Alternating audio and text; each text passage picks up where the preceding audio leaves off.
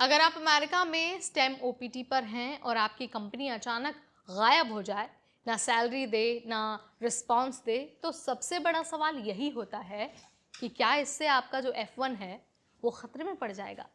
आज की इस खास वीडियो में मैं आपको सेफ, लीगल और प्रैक्टिकल रिस्पॉन्स देने वाली हूँ।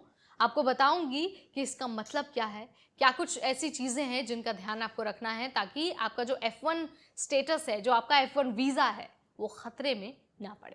तो चलिए शुरू करते हैं। हाय, हेलो, नमस्ते, मैं हूं नेहा आपके साथ और आप देखना शुरू कर चुके हैं एनबीटी टेकेट।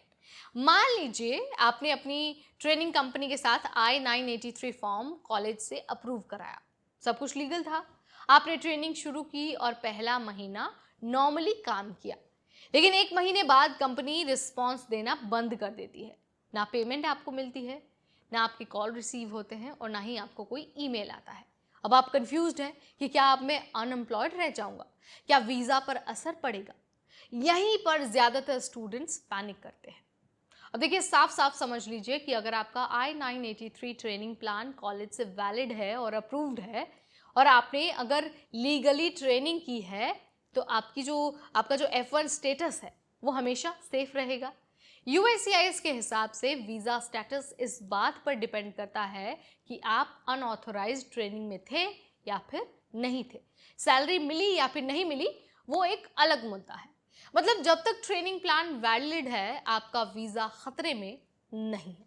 अगर आपकी कंपनी ने सैलरी देना बंद किया या फिर संपर्क तोड़ दिया, तो 3 कदम आपको तुरंत उठाने चाहिए। सबसे पहले तो अपने डीएसओ को बता दीजिए, इन्फॉर्म कर दीजिए, उन्हें सारी डिटेल्स दीजिए कि कंपनी पेमेंट नहीं कर रही और कॉन्टैक्ट बंद है।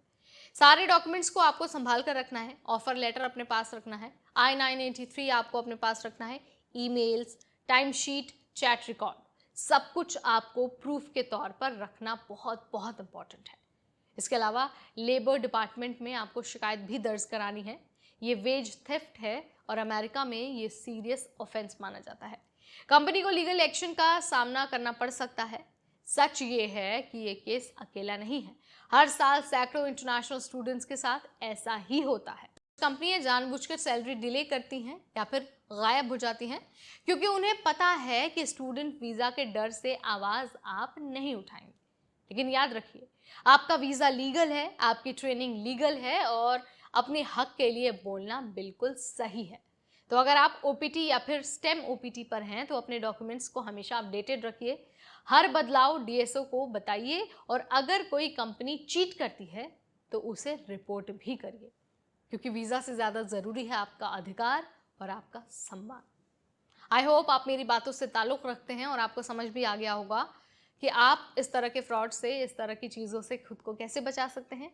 अगर वीडियो पसंद आए तो इसे लाइक और शेयर करना बिल्कुल ना भूलें। इमिग्रेशन से रिलेटेड ऐसे अपडेट्स के लिए stay tune to NBT take.